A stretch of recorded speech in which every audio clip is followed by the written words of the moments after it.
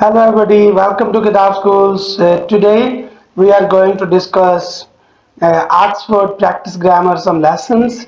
So Oxford Practice Grammar is used for BA preparation, BSc, BA honor preparation. So this video is going to be very important for the students of graduation, particularly Punjab University, Bahauddin Zakariya University, etc. So let us start the lesson without any wasting the time. So first we shall discuss key to symbols. सबसे पहले हम की to symbol का introduction करवाएंगे क्योंकि किताब में कुछ शॉर्टकट्स इस्तेमाल होते हैं, कुछ ऐसे सिंबल्स यूज होते हैं जिनका जानना ज़रूरी है, वरना बुक को समझना बड़ा मुश्किल हो जाता है. सबसे पहले जो सिंबल बुक में यूज होगा वो सिंबल यूज होगा ऑब्लिक का. Oblique stop between two words mean that either word is possible. जब दो लफ्जों के दरमियान में ऑब्लिक आ जाए तो इसका मतलब है दोनों में से कोई एक लफ्ज जो मुनासिब लगे वो हो सकता है. सपोज करें I may or might go means that I may go or I might go. इसका मतलब दोनों ही हो सकता है. एक बात ये आपने ज़हन कर लेनी है. और in the exercise question this symbol is also used to separate words or phrases which need to be used in the answer. अक्सर ये क्वेश्चंस या ऐसे मल्टीपल चॉइस के अंदर इस तरह से ओब्लिक लगा होता है दो वर्ड्स के दरमियान कि इनमें से एक ठीक है, आपकी मर्जी, आपकी चॉइस, इसमें से जौन सा मर्जी इस्तेमाल कर ले.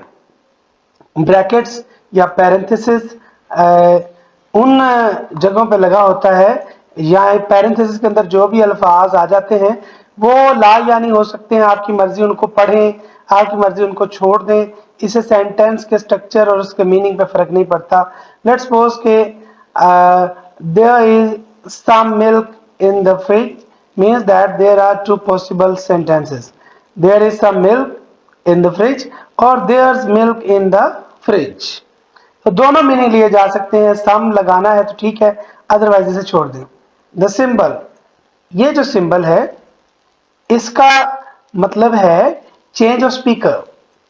यहां पर यह सिंबल जब भी लगेगी चेंज ऑफ स्पीकर की अलामत है. मिसाल, how are you, I am fine. अब यहां पर ये जो सिंबल लगी इसका मतलब ये है कि आई एम फाइन किसी और ने बोला है, हाउ आर यू किसी और ने बोला है. तो ये चेंज ऑफ स्पीकर की सिंबल है. The two sentences are spoken by different people. The symbol, ये सिंबल जो है लगी होगी जहां पर भी, means that you can go to another place in the book for more information. ये मजीद इंफॉर्मेशन के लिए ये सिंबल इस्तेमाल हो गए. मैथमेटिक्स में भी ये यूज होने वाले सिंबल्स हैं. स्मॉलर देन, ग्रेटर देन के तौर पे भी इस्तेमाल होते हैं, लेकिन यहाँ पर ये पेज की डायरेक्शन यूज करने के लिए, पेज की डायरेक्शन बताने के लिए कि इस तरह की इंफॉर्मेशन जो आप पढ़ रहे हैं मजीद ये इस फला पेज पे या डिफरेंट पेजेस के ऊपर जहां पर भी ये मौजूद है. Means that you can find out more in unit 7, या आप यूनिट 7 में चले जाएं या पेज नंबर 7 पे चले जाएं. The symbol in an exercise mean an example. Exercise के अंदर अगर इस तरह की सिंबल आ जाए तो इसका मतलब है कि ये एग्जाम्पल की अलामत है. तो आई होप सो कि इसकी आपको अच्छे से समझ आ गई होगी. हम बुक शुरू करने से पहले इन चीज़ों को अच्छे तरीके से अंडरस्टैंड कर लें. पहला चैप्टर शुरू करने से पहले हमें इन चीज़ों का अच्छे से इल्म होना चाहिए. तो चलते हैं, पहला चैप्टर जो है वो शुरू करते हैं ताकि आपको वक्त आपका ज़ाया ना हो, बच जाए. Word classes, nouns, verbs, adjectives etcetera. Introduction है ये पहला चैप्टर. तो इसमें पहली मिसाल दी गई है, एक सेंटेंस दिया गया है, उस सेंटेंस के अंदर वर्ड्स की क्लासेस बयान की गई हैं कि कौन सा नाउन है, कौन सा प्रोनाउन है. एग्जाम्पल है इसके अंदर पहली, I have an important conference at work tomorrow. अब ये जो सेंटेंस है इसमें आई एक प्रोनाउन है, हैव एक वर्ब है, एन एक डिटरमाइनर है और इम्पोर्टेंट एक एडजेक्टिव है, कॉन्फ्रेंस एक नाउन है सॉरी, और प्रेपोजिशन है एट, और फिर वर्क भी एक नाउन है और टुमारो एक एडजेक्टिव है। तो दूसरी मिसाल जरा गौर से देखिएगा। So I am rather busy, I am rather busy में सो एक लिंकिंग वर्ड के तौर पे काम कर रहा है, और लिंकिंग वर्ड जो है वो कंजंक्शंस होते हैं हमारे पास, तो सो भी कंजंक्शन में से, फैन बॉयज में से एक कंजंक्शन है। आई एक प्रोनाउन है और एम एक वर्ब है, एडवर्ब है रादर और एडजेक्टिव है बिजी। तो what kind of words, English के अंदर बहुत सारे अल्फाज इस्तेमाल होते हैं। कुछ इसके एग्जाम 7 टाइप्स बयान करते हैं, कुछ जो ग्रामेरियन है 9 टाइप्स एक्सप्लेन करते हैं, कुछ 8 कहते हैं, कुछ एग्जाम्पल के तौर पे कहते हैं कि there are only 3 types of words in English, कुछ 3 किस्म के अल्फाज के कायल भी हैं। लेकिन हम यहाँ पर तकरीबन 8 किस्मों के जो अल्फाज हैं इंग्लिश के उनके ऊपर बात करेंगे। तो there are 8 different kinds of words in English. They are called word classes और parts of speech. जो अल्फाज हमारे मुंह से गुफ्तगू के दौरान अदा होते हैं उन्हें हम पार्ट्स ऑफ स्पीच कहते हैं। पार्ट्स का मतलब हिस्सा और स्पीच का मतलब गुफ्तगू। Here are some examples from the conversation in the cafe.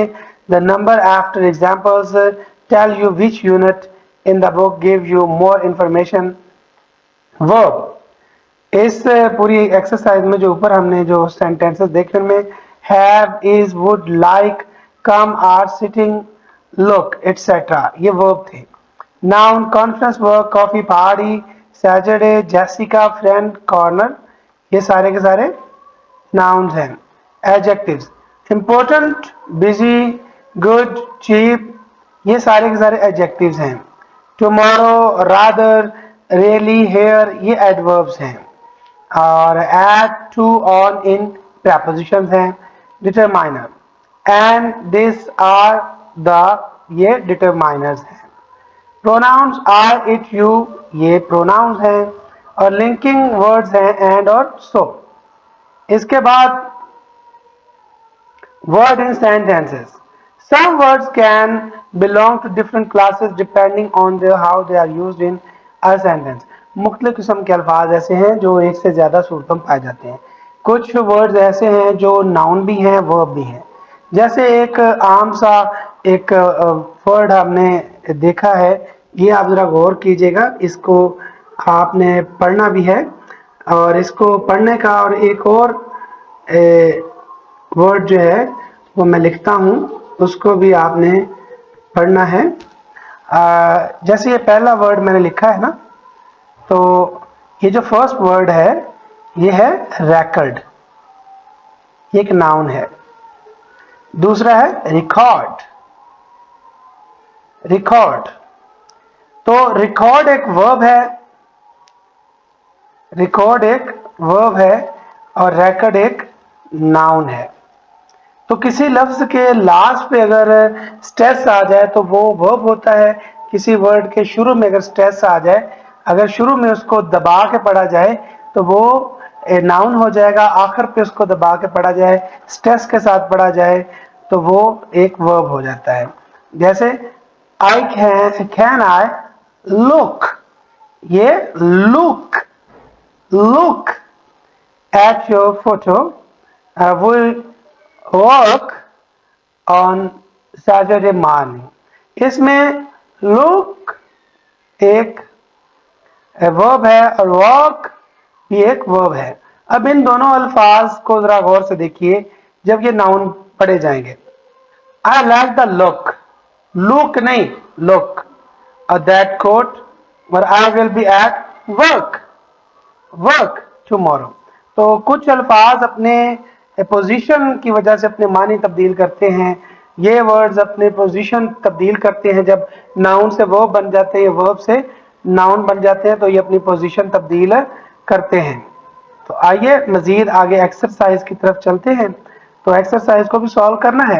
Exercise 1, what kind of words, read this paragraph. Read this paragraph and then say which word class each underline a word belongs to. To help you decide, you can look back at the example in B. अब ये words हमें दे दिए गए हैं. इन words के आगे हमने लिखना है कि ये कौन सी कैटेगरी से ताल्लुक रखते हैं, ये एडजेक्टिव है, ये नाउन है, कौन से हैं.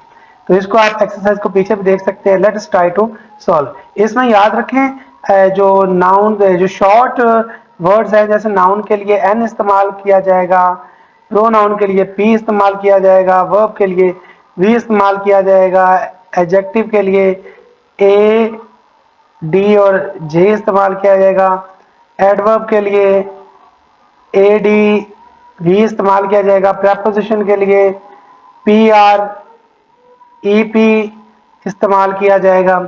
इस तरह से आर्टिकल के लिए ए इस्तेमाल कर लिया जाएगा. तो जहां पर जोन सा पार्ट ऑफ स्पीच आएगा उसी की सिंबल यहां पर एब्रीविएशन लगाया जाएगा. टू प्रेपोजिशन है, कैफे नाउन है, द आर्टिकल है, इसके सामने ए पुट कर दें. इस तरह से टोल्ड एक वर्ब है, दे एक प्रोनाउन है और देयर जो है वो एक एडवर्ब है.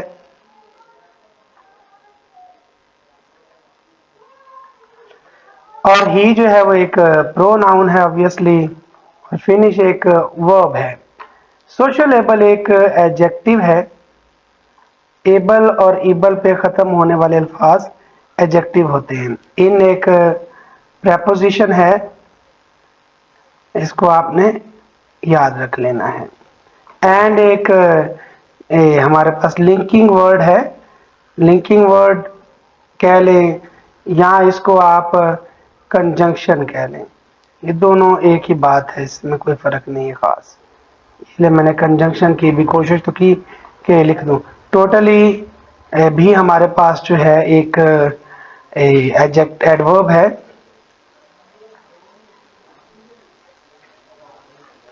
और इस तरह से एन भी हमारे पास आर्टिकल है और एक्सीलेंट एक एडवर्ब है, ए डी जे. बट भी हमारे पास एक लिंकिंग वर्ड है या कंजंक्शन है, ये ऊपर मेंशन मैंने किया है. और फन भी जो है एक हमारे पास नाउन है.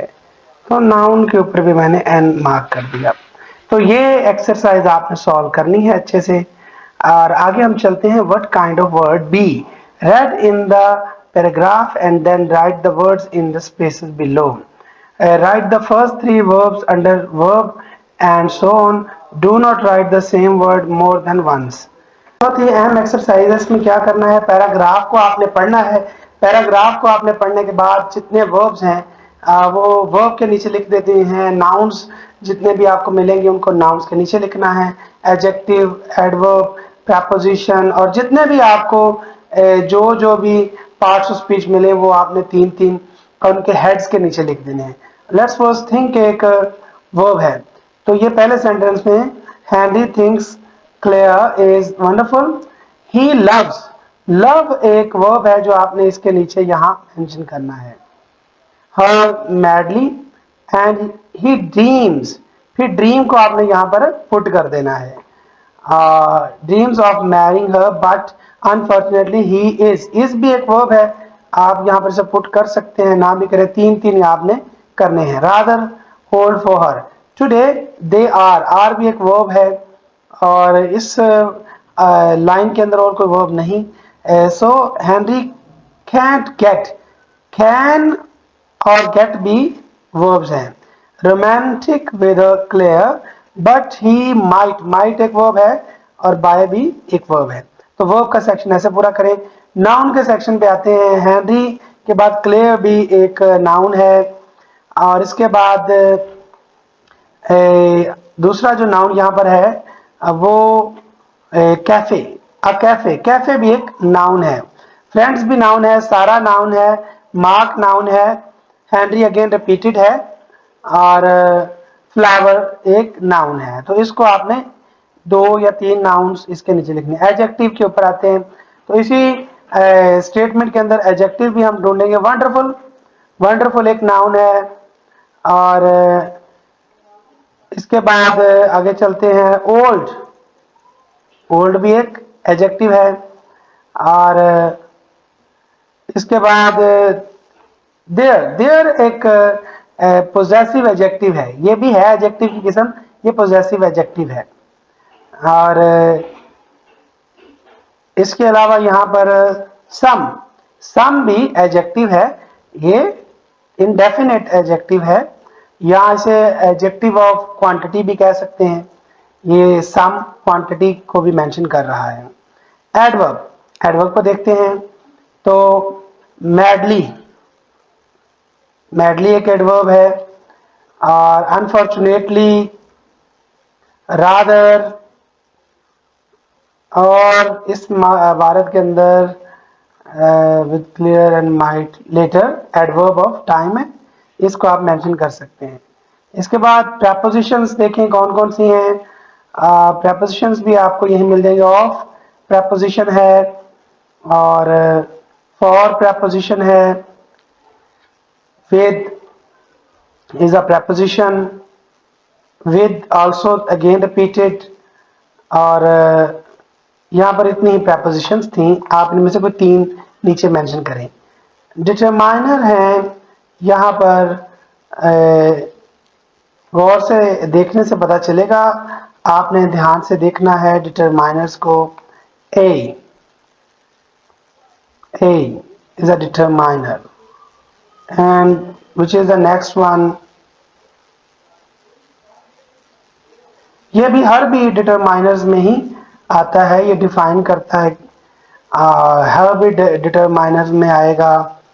और भी यहाँ पर डिटरमाइनर में आप देख लें, फॉर, हर, ये प्रोनाउन भी है, लेकिन ये डिटरमाइनर्स में भी आ जाते हैं क्योंकि ये पोजेसिव एडजेक्टिव्स होते हैं। तो और मजीद ये प्रेपोजिशन डिटरमाइनर्स भी हो गए। और ये देखें, प्रोनाउंस बहुत सारे यहाँ पर मौजूद हैं, जैसे ही, और ही के बाद दे, और इसके बाद ही अगेन, हर, यह है डिटरमाइनर लेकिन प्रोनाउन की एक टाइप है। तो यहाँ पर सारे प्रोनाउंस मैंने आपको बताए। हर एक प्रोनाउन की किस्म है। तो ये लिंकिंग वर्ड्स को देखते हैं अब यहाँ पर। तो लिंकिंग वर्ब्स भी यहाँ पर मौजूद है, जैसे एंड है एक लिंकिंग वर्ब है, बट एक लिंकिंग वर्ब है, सॉरी वर्ड है, और इसके अलावा सो एक लिंकिंग वर्ड है। तो आई होप सो आपने ये सारे फाइंड कर लिए, इसको अच्छे तरीके से आपने मेमोराइज रखना है। Words in sentences, is the underline word a verb और नाउन एंड एडजेक्टिव। जो वर्ड अंडरलाइन किया हुआ है इसकी किस्म कौन सी है, ये नाउन है, वर्ब है, एडवर्ब है, एडजेक्टिव है। Shall we go for a walk, walk, for a walk एक नाउन है। शैल वी वॉक, वॉक एक वर्ब है। Laura wanted to talk, talk यहाँ पर एक बेसिकली तो इन्फिनिटिव है, लेकिन यहाँ पर इन्फिनिटिव को आप नाउन भी कह सकते हैं। लॉरा वांटेड अ टॉक, ये एक आ टॉक जो है एक नाउन है। ये वर्ब इन्फिनिटिव होता है, जब किसी वर्ब से पहले टू लगता है तो इन्फिनिटिव होता है, ये भी वर्ब की एक किस्म ही है। लेकिन जब आर्टिकल लगता है तो एक वर्ब नाउन बन जाता है। The window, windows aren't very clean, clean जो है यहाँ पर एडजेक्टिव है। Doesn't anyone clean, clean यहाँ पर एक वर्ब है। We went to fabulous show, show यहाँ पर एक नाउन है, in New York. Laura wanted to show, ये वर्ब है यहाँ पर infinitive. Rita her photos. Henry thought, clear, clear looked beautiful, thought एक वर्ब है। A strange thought came into Emma's head, thought यहाँ पर एक verb है। Sarah is feeling quite tired now, तो यहाँ पर एक tired जो है एक नाउन के एडजेक्टिव के तौर पे काम कर रहा है। सारा इज टायर्ड, ये यहाँ पर एडजेक्टिव के तौर पे काम कर रहा है। Studying all night had tired Andrew out. अब यहाँ पर हैड के बाद एंड्रयू थर्ड फॉर्म लगी है टायर्ड की। तो आपने अगर ये सारे रूल्स अच्छे से समझने हैं तो चैनल के ऊपर एक वीडियो मैंने अपलोड की है, identification of parts of speech.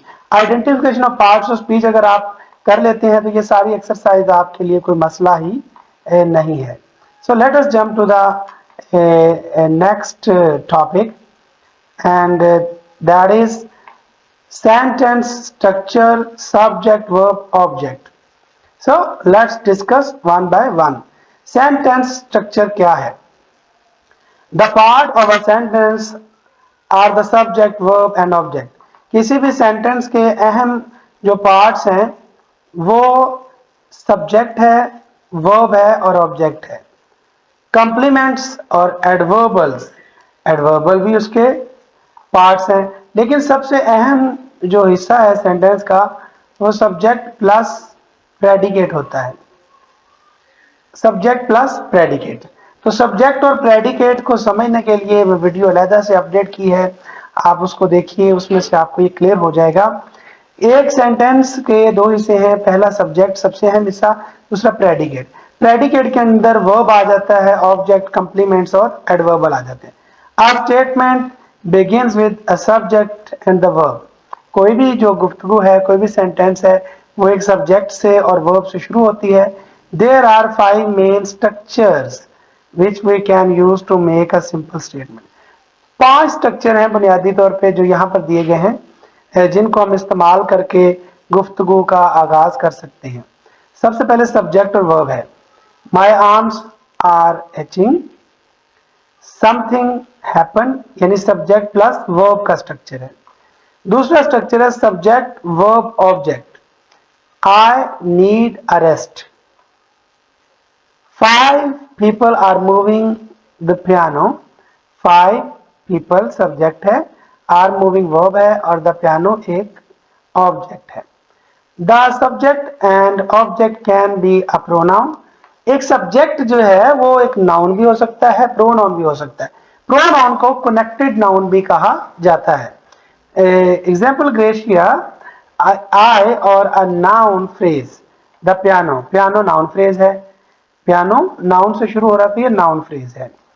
सो तीसरा स्ट्रक्चर है, थर्ड स्ट्रक्चर, ध्यान से देखें, third structure subject verb complement.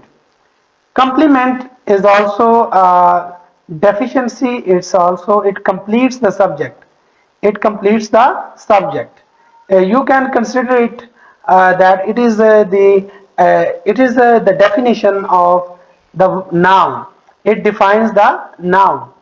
It makes clear sense about the noun. What is the shape of the noun or thing, or what is the weight of the thing, etc. This piano is heavy. This piano is the subject, is verb heavy complement, means adjective.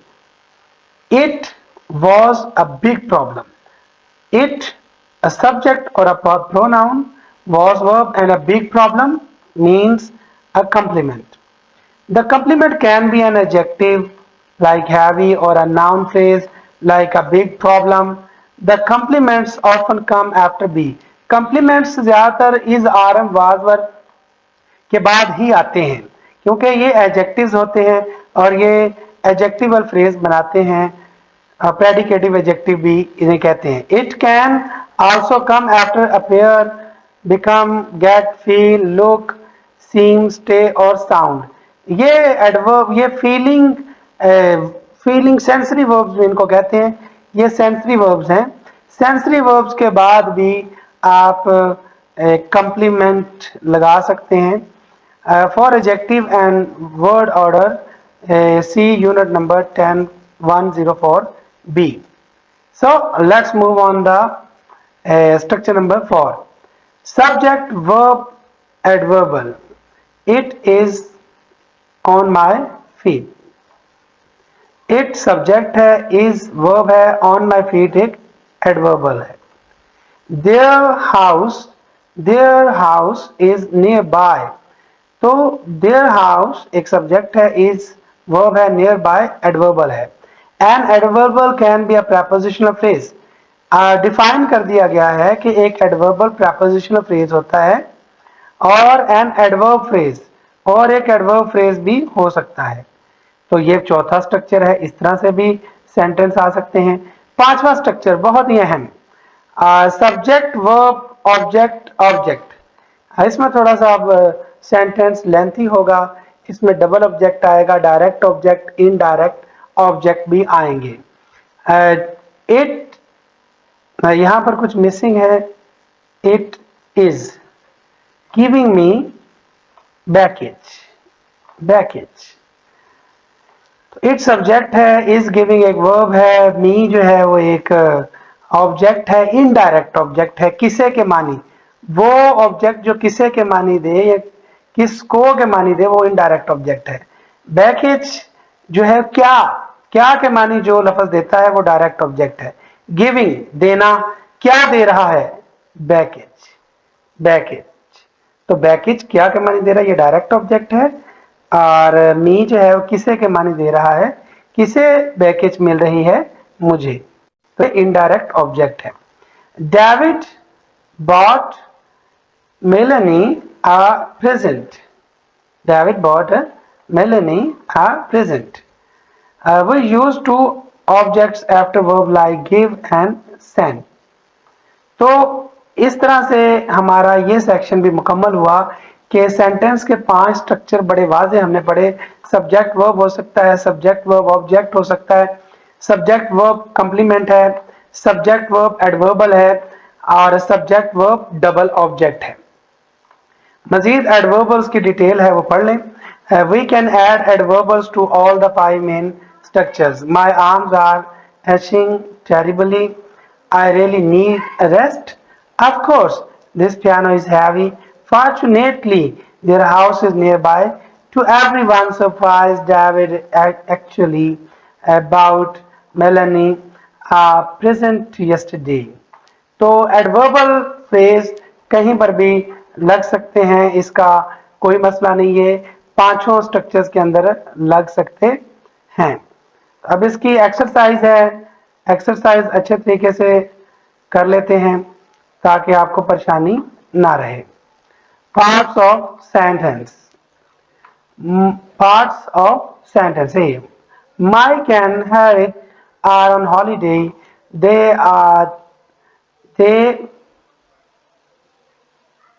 have written a postcard to David and Melanie. Look at each other, underline phrase and say what part of the sentence it is. Subject, verb, object, complement और adverbal। ये जितने भी अल्फाज दिए गए हैं इनमें से आपने बताना है कि इसमें सब्जेक्ट कौन सा है, वर्ब कौन सा, ऑब्जेक्ट कौन सा, कंप्लीमेंट और एडवर्बल कौन सा है। So let's start. We are having a great time। A great time object है इसके अंदर। The weather सब्जेक्ट है। We really enjoy वर्ब है। It's great fun, great fun जो है ये एडजेक्टिव फ्रेज है या ये कंप्लीमेंट है। It's great fun ये कंप्लीमेंट है। We are on a farm ये एडवर्बल है। We like this place, this place क्या है, We like, what you like ये एक ऑब्जेक्ट है। This scenery is beautiful, beautiful जो है ये कंप्लीमेंट है। Sentence structure 2। After moving the piano the 5 friends had a rest and a cup of tea. Look at this part of their conversation and then write a letter E in the correct place. अब आपने क्या करना है, इस सारे हिस्से को देखना है, ये कन्वर्सेशन को देखना है। Then write the letter A and E in the correct place. तो इस एक्सरसाइज में आपने ये डायलॉग को पढ़ना है और जो सेंटेंस का स्ट्रक्चर है उसके आगे सेंटेंस का स्ट्रक्चर नीचे दिया गया है। आपने यहां से बताना है कि ये स्ट्रक्चर इनमें से किस सेंटेंस का है। Let me explain. David, that was a difficult job. Tom, I agree. Mike, I am on my the bed. Mike, David, Someone should give us a medal. Harriet, I have made some more tea. अब ये sentence A B C D और E हैं। हमने इनमें से करना क्या है कि इनके आगे लिखना है कि ये जो स्ट्रक्चर है ना, सब्जेक्ट और वर्ब, ये ए का है, बी का है, डी का है, सी का है। लेट्स सपोज सब्जेक्ट वर्ब, कौन सा सेंटेंस है जिसका सब्जेक्ट और वर्ब लगा हुआ है सिर्फ? तो ये बी है, सब्जेक्ट लगा है प्लस वर्ब लगा है। सेकंड एग्जाम्पल जो उसने फर्स्ट दिया है, सब्जेक्ट वर्ब और एक ऑब्जेक्ट। इनमें से आपने देखना है वो कौन सा सेंटेंस है जिसमें एक सब्जेक्ट, एक वर्ब और एक ऑब्जेक्ट है। तो जैसे आई हैव मेड पूरा एक वर्ब है, सम मोर टी, सम मोर टी ये पूरे का पूरा एक नाउन फ्रेज है। तो इसकी यहां पर ऑप्शन लगेगी ई, आप इसकी ई ऑप्शन लगाएंगे इस जगह पे। इसके बाद आगे है जी सब्जेक्ट वर्ब कंप्लीमेंट। अब सब्जेक्ट वर्ब कंप्लीमेंट होगा, जैसे that was a difficult job, ये दैट एक सब्जेक्ट है, वॉज वर्ब है, अ डिफिकल्ट जॉब एक कंप्लीमेंट है। तो यहां पर हम ए लगाएंगे। थर्ड सेकंड एग्जांपल में आप ए लगाएंगे। Next third example, subject verb adverbial, subject verb and adverbial. I am on my death bed, on my death bed prepositional phrase भी है, एडवर्बल भी है। तो यहां पर ये चीज पूरी उतर आई। और एम जो है, एम की शॉर्ट फॉर्म एब्रीविएशन है उसका, तो ये वर्ब भी है, आई सब्जेक्ट है, प्रोनाउन है, कनेक्टेड नाउन है। तो ये मुकम्मल तौर पे स्ट्रक्चर पूरा उतरता है। तो यहां पर आप लिखेंगे सी, ये सी ऑप्शन है। So next number 4, subject verb object object, इसमें डबल ऑब्जेक्ट है। तो हमारे पास अब एक ही सेंटेंस जो है पीछे बचा है। समवन सब्जेक्ट है, शुड गिव एक वर्ब है, अस जो है वो एक इनडायरेक्ट ऑब्जेक्ट है, और अब मेडल जो है एक डायरेक्ट ऑब्जेक्ट है। तो यहां पर आप डी लगाएंगे। इसके बाद एक्सरसाइज नंबर 3 है, put the word in the correct order and right the statement. अब हमने वर्ड्स को उन्होंने शफल किया हुआ है, हमने उन वर्ड्स को सीधा कर देना है। इज मेलानी वेरी नाइस, ठीक है, तो Melanie is very nice. Football likes Tom, so Tom likes football, इसको आपने इधर फिल कर देना है। An accident David had, David had an accident। moved the piano, we first आएगा, moved verb है, the piano एक ऑब्जेक्ट है, ये थर्ड नंबर पे आएगा। A tall woman, Harriet is, Harriet first आएगा, is फिर verb आएगा, a tall woman थर्ड आएगा। sat on the floor everyone, everyone subject है, sat verb है, on floor जो है वो ऑब्जेक्ट है, एडवर्बल है। gave some help, Mike's friend him, so Mike's friend subject है, gave हमारा verb है, him हमारा डायरेक्ट इनडायरेक्ट ऑब्जेक्ट है, some help, some help हमारा एक ऑब्जेक्ट है, डायरेक्ट ऑब्जेक्ट है। तो एडवर्बल एडवर्बल्स ये बहुत ही अहम है, इसके ऊपर आपने फोकस करना है, ये इंतहाई अहम है। These sentences are from a news report, write down the two adverbials in each sentence. हर सेंटेंस में दो एडवर्बल्स आपने लिखने हैं। Each adverbial is a prepositional phrase or an adverb. जो एडवर्बल होता है प्रेपोजिशनल फ्रेज होता है या एडवर्ब होता है। Prince Charles opened a news sports in stock, centre in stock yesterday. So yesterday यहां पर एक एडवर्ब ऑफ टाइम है, ये भी एडवर्बल है। इन स्टॉक जो है ये भी एक एडवर्बल है। He also spoke with several young people। अब इसमें with spoke, sorry with several, with several जो है ये एक एडवर्बल है, ठीक है, ये एक एडवर्बल है जी। तो इसके साथ आगे मजीद देखते हैं। The sports centre was first planned in, so in prepositional phrase in 1994. Naturally, the local council could not finance the project without help. So without help एक adverbial है. Fortunately, they managed to obtain money from the national lottery.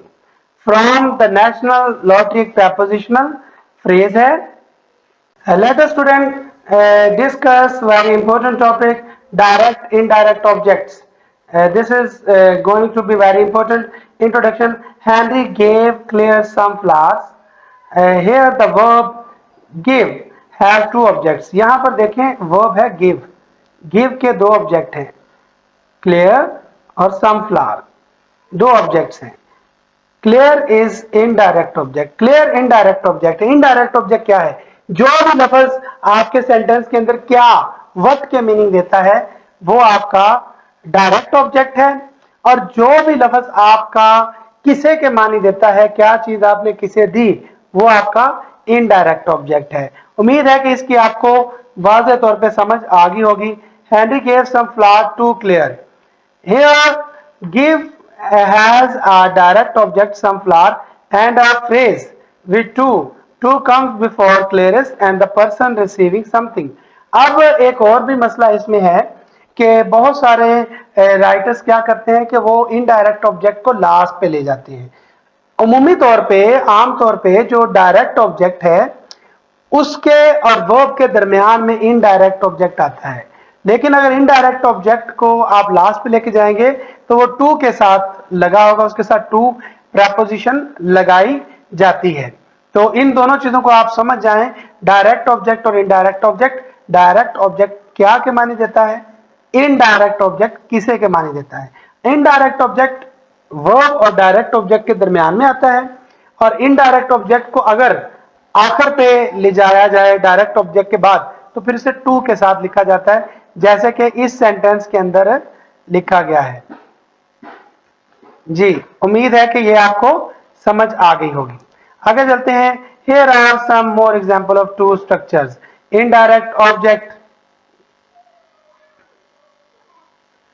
Emma gave Rachel a CD.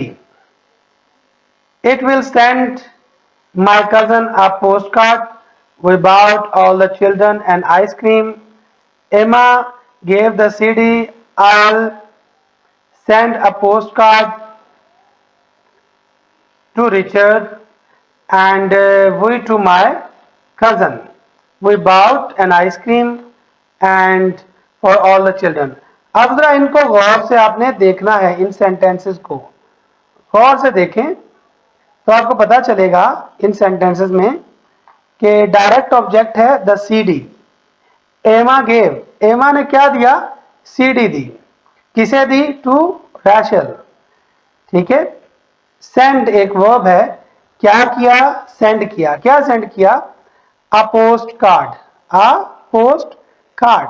ठीक है, ये direct object है. किसे किया, to my cousin. ठीक है. बॉट खरीदा, क्या खरीदा, आइसक्रीम खरीदी. किन के लिए, फॉर ऑल द चिल्ड्रन, बच्चों के लिए.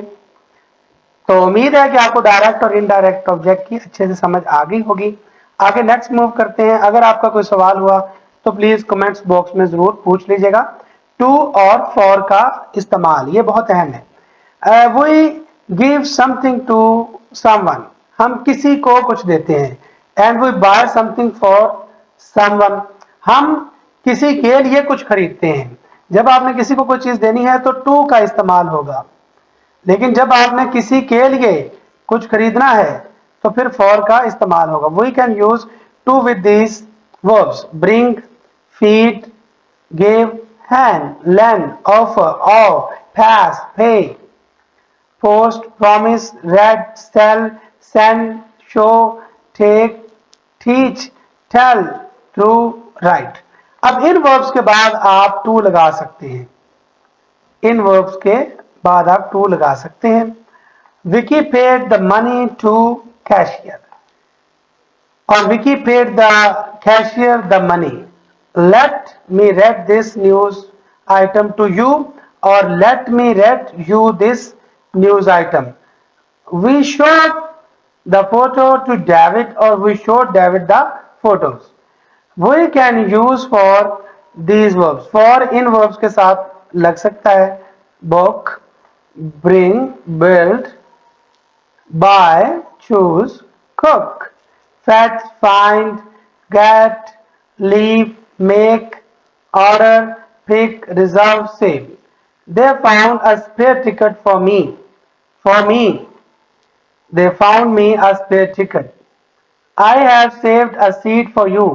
मैंने उनके लिए एक सीट फ्री रखी. मैंने उनको फ्री नहीं रखा. अगर आप यहाँ पे टू यू करेंगे तो आपको फ्री रखा.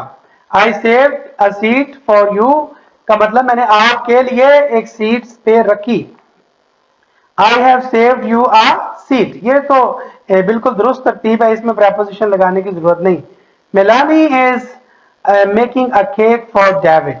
वो केक डेविड को दे नहीं रही, उसके लिए बना रही है. अगर हम कहें कि Melanie is giving a cake to David, for David तब आएगा जब उसके लिए वो बना रही है, इसको दे नहीं रही अभी.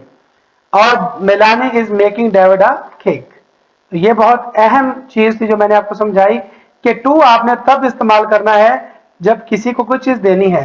जब किसी के लिए कोई चीज परचेज करनी है या उसके लिए होगी तो फिर आप फॉर का इस्तेमाल करेंगे. Give plus pronoun. Sometime there is a pronoun and noun after verb such as give. The person pronouns usually come before the noun. अब ये बात बहुत ही अहम है.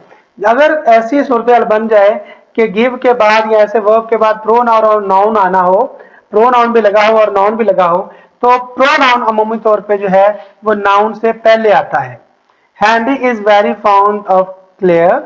ही gave her some flower. Her पहले लगा हुआ है और फ्लावर नाउन है बाद में लगा हुआ है.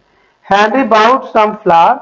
ही gave them to Claire. We use her because Claire is mentioned earlier. Her comes before some flower. We use them because the flowers are mentioned earlier and them comes before Claire. अब इसमें भी pronoun जो है वो clear से पहले इधर भी आ चुका है और इधर हर जो है वो फ्लावर से पहले आ चुका है. तो उम्मीद है कि आज के सबक की आपको अच्छे से समझ आ गई होगी. अब इसकी एक्सरसाइज की बारी है तो इसकी एक्सरसाइज अच्छे तरीके से कर लेते हैं. Look at the Christmas presents and right sentence about them. Put one of these words at the end of each sentence. Necklace, scarf, sweater, tennis, racket and watch. तो यहां पर आपने इनके सेंटेंस बनाने हैं, ठीक है, और सेंटेंस अबाउट देम. और वो यहां पर वो कह रहा है कि आपने करना क्या है. Put one of these word at the end of each sentence. हर सेंटेंस के आखिर पे इनमें से कोई लफ्ज आपने लगाना है. जैसे Harriet gave Mike a watch. इस तरह के आपने सेंटेंसेस बनाने अपने पास से. अगर आपको ना समझ आए तो आपने प्लीज कमेंट्स बॉक्स में पूछ लेना है, मैं आपको वहां पर गाइड कर दूंगा. इनडायरेक्ट ऑब्जेक्ट और to. Write the information in one sentence. Put the underline part at the end of sentence. Sometime you need to. अब आपने यहां पर सेंटेंसेस को दुरुस्त करके लिखना है. उम्मीद है कि आप अच्छे से ये करेंगे. Daniel lent something to Vicky. It was his calculator.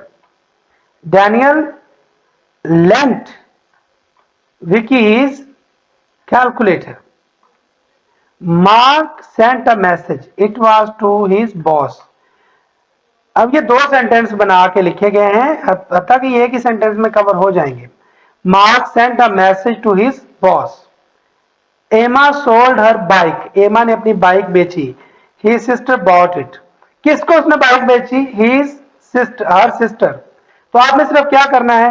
Emma sold her sister her bike. Emma sold her sister her bike. यहां ऐसे नहीं तो दूसरे तरीके से करें. Emma sold her bike to her sister. To her sister. Tom told the joke. He told all his friends. Tom ने एक जोक मारा, एक जोक की लतीफा सुना दिया, किसको? All his friends. अब आपने करना क्या है? Tom told all his friends the joke. Melanie gave some help, she help her neighbour. अब नेबर की उसने हेल्प की है, तो आपने मेलानी गेव के बाद आपने हर नेबर लिखना है। Melanie gave her neighbour some help, ठीक है। Ilona wrote to her teacher, she wrote a letter. A letter, Ilona wrote a letter to her teacher. ये एक्सरसाइज भी आपकी मुकम्मल हो गई। इसके बाद टू और फॉर का इस्तेमाल है। Mark's boss at Zedco is Mr Atkins, he is telling people to do things. Put in to or for, to or for का इस्तेमाल करना है। आपने ध्यान से ये चीज समझ लेनी है। सॉल्व करते हैं। Give these papers to my secretary and could you make some coffee for us। ये दो एग्जाम्पल मैंने दे दी। अब है book a flight dash me, book a flight to me और फॉर मी, ऑब्वियसली फॉर लगेगा यहां पर। Can you post this cheque for hotel या टू होटल? जी, फॉर लगेगा, टू लगेगा, to hotel. Don't show this plan for anybody, for anyone, yeah, to anyone, leave a message for my secretary। अब for लगाएंगे। fetch the file for me और to me, fetch the file to me। write a memo for all the managers, write a memo for all the managers। So this exercise has been done. Complete each answer using the word in brackets. Sometime you need to or for। अब आपको यहाँ पर option मिलेगी, आपने ये options पूरी करनी है, आपने इन्हें हल करना है। Complete each answer using the word in brackets. Sometime you need to use to or for। Matthew, why is everyone laughing? A funny story or us? Vicky, Daniel told us a funny story। Trevor, there is some fish left over, the it or the cat। Laura, I will feed it to the cat। तो ये examples दिए हैं, अब इसको नीचे solve हमने करना है। Mark, what are you doing with those bottles, them or the bottle bank? I am taking और them लगेगा the bottle bank। I am taking them to the bottle bank। Trevor, how are things with you, Daniel? A job? Me? Fine, someone has offered a job to me last पे लग जाएगा, to me। David, so what about those papers you found them or the police? Oh, I handed them to the police, I handed them to the police। Emma, it's pouring with rain, look my umbrella। You, it's okay, I will lend you my umbrella, I will lend you my umbrella। उम्मीद है कि आज के इन असबाब की आपको अच्छे से समझ आ गई होगी।